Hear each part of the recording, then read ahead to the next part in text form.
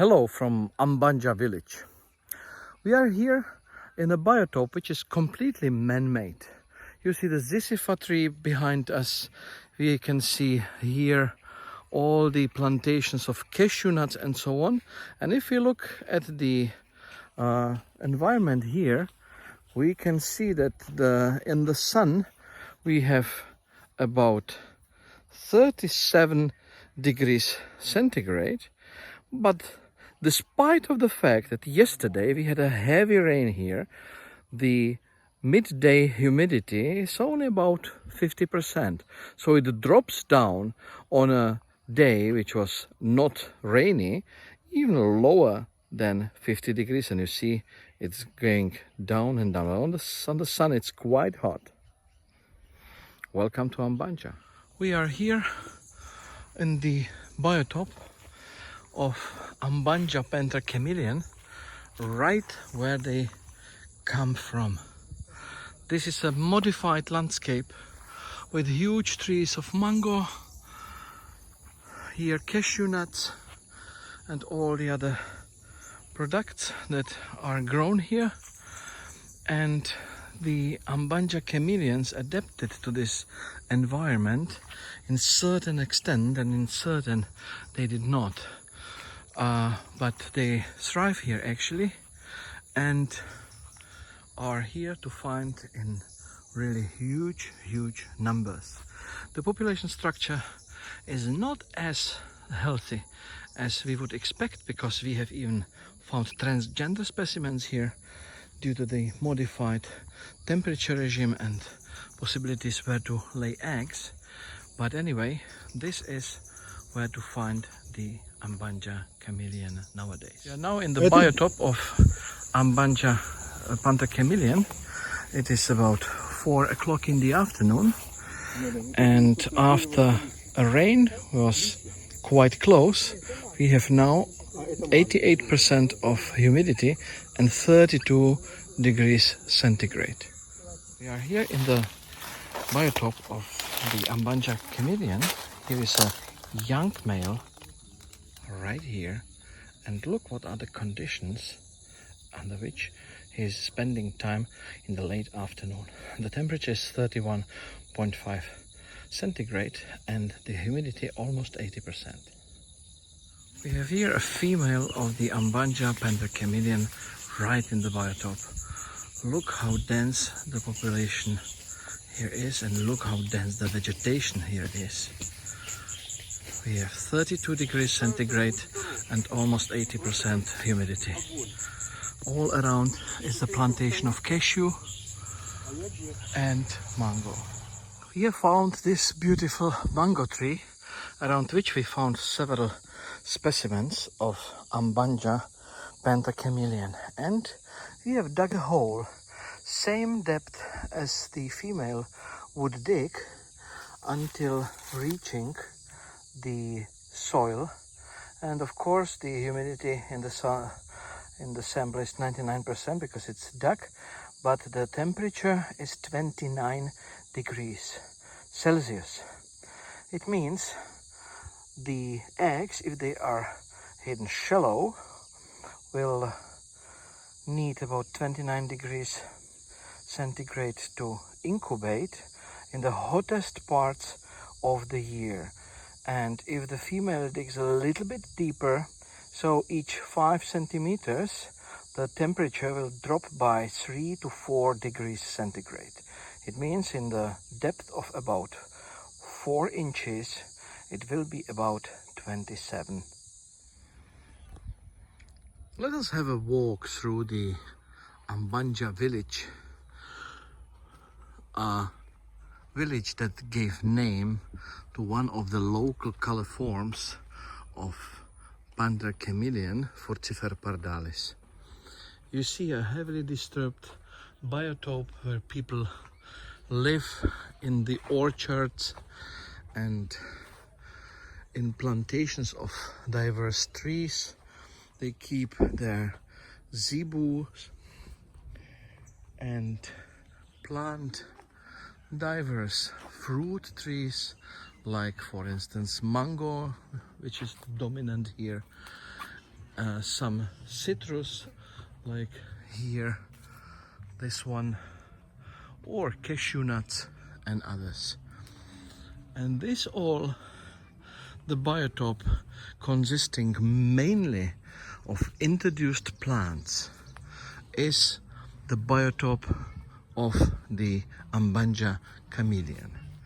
It shows that it's quite adaptive and it can adapt to diverse environmental conditions. On the other hand, we need to take into consideration that this change has changed substantially the environment that it used to use in the past, and this adaptation and this adaptive pressure is not without any payoff.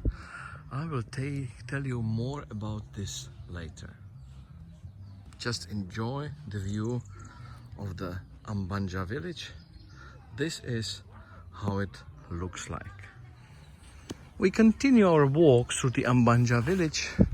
Here you can see a huge tree of the so-called tropical apple that has fruits like that, which resemble apples in form and shape and texture and a little bit of taste. We can see here a huge mango tree, which is also the preferred and beloved habitat of the panther chameleon. You can see here an introduced tree,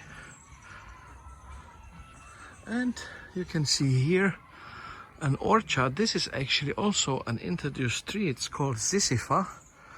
It was introduced from Mauritania, and if you are very patient and very attentive, you will see here a male of the Ambanja chameleon, and a little bit higher there is a female just right there.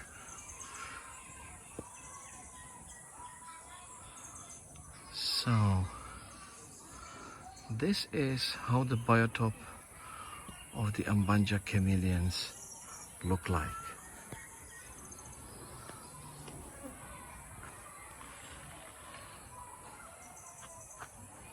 So we continue the walk through the Ambanja village. You can see a zebu cow here, lots of green tropical vegetation. We are underneath a huge tamarind tree, and here one of the fruit trees, which is called sarsop or charamoya, planted also in that region. And this is a school, you can see, and hear the voices of kids in the middle of the Ambanja village. This is the new generation of kids from Ambanja. They have a break and they are as happy and as noisy as children wherever in the world.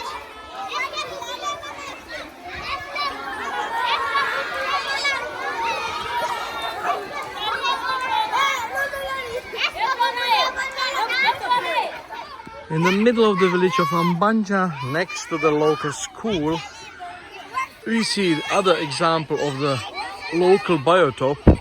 The interesting thing is that actually the original vegetation is completely destroyed and is replaced with trees that we can see. The highest tree is a tamarind tree. Below you can see a cashew tree. This one with a beautiful yellow flowers is a patchouli, and here this wonderful tree with a wonderfully colored flowers is bougainvillea. None of these trees are from this area. All are introduced, and all were introduced actually in a quite recent time during the colonial power of French here. It started at the beginning of the 19th century and lasted until the half of the 20th century. In this time, the area that was very rich in tropical hardwood was completely reforested, and it was not reforested with original trees but with introduced ones.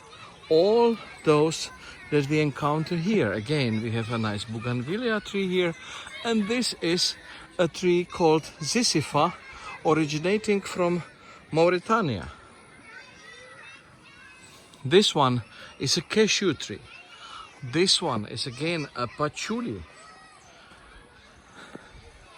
All the biotope that is nowadays inhabited by the panther chameleon is man-made. It is not original.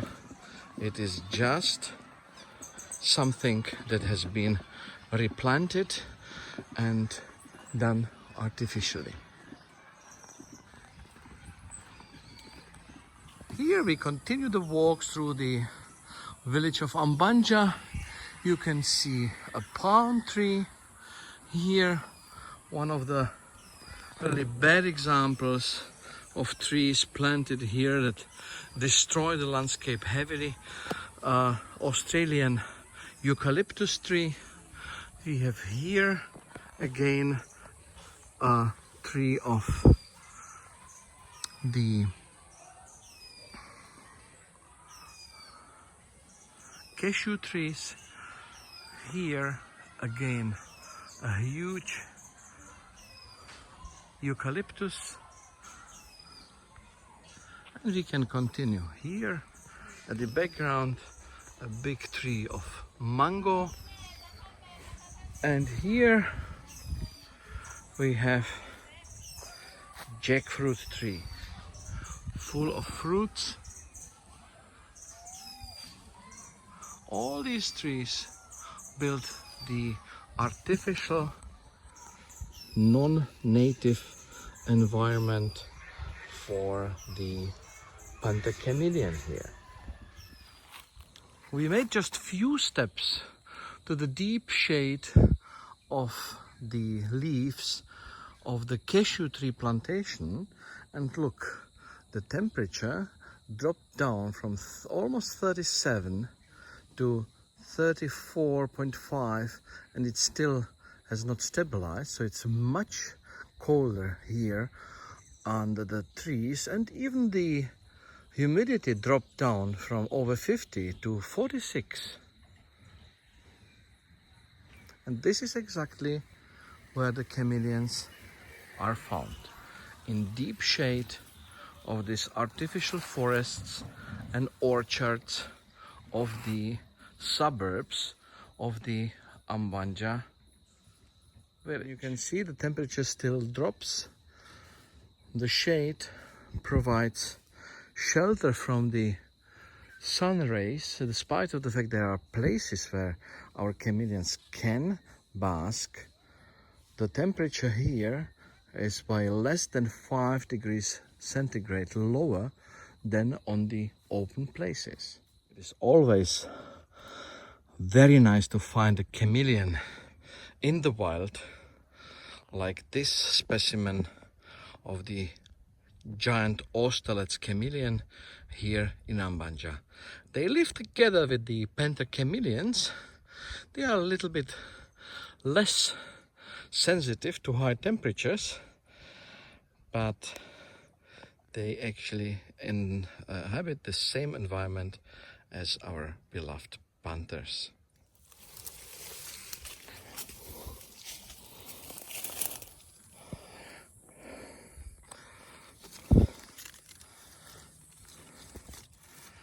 We have found an Austerlitz chameleon on this plant of ilang plantation.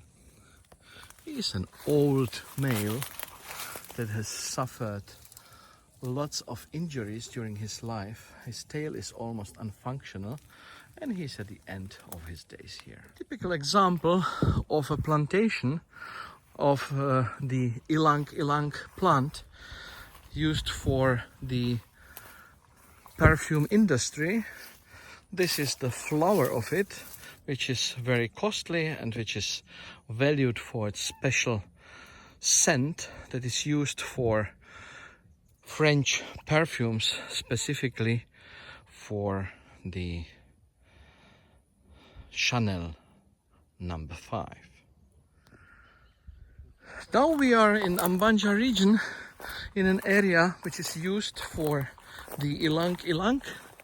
And this is an environment which is accepted by the Panther Chameleon as biotope. Let us see whether we can find some of those.